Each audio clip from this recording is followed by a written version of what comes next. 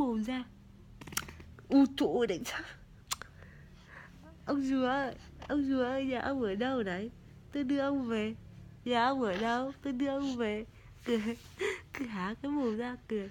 Chắc buồn cười quá. Đâu mà mẹ đây mà. Tôi có đẹp dai không? Tôi có đẹp dai không? Anh cười đi. Anh cười đi. Anh thấy anh đẹp dai không? Đẹp dai chết nhỉ? Mình đẹp dai chết nhỉ? Tự dưng thấy mình đẹp dai thế. Ông buồn cười quá này. Anh này buồn cười quá. Anh Zippo này buồn cười quá. Ông rùa. Ông rùa. Alo, ông rùa ơi. Ông rùa.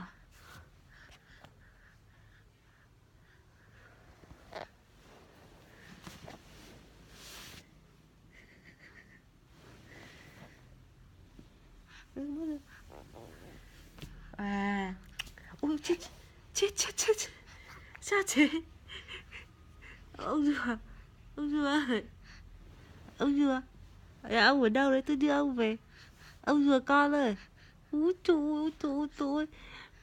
Chưa cứng mà còn cứ lật xa chế. Nó xoạch một cái gì làm thế nào? Hả? Cười. Chí quá.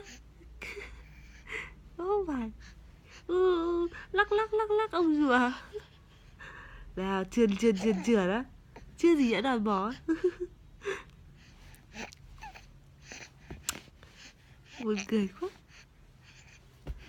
Úi dồi ôi, bò này.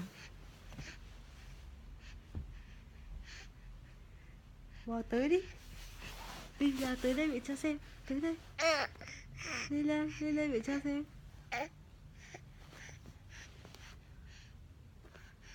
Tới đây. Lên đi. Cố lên.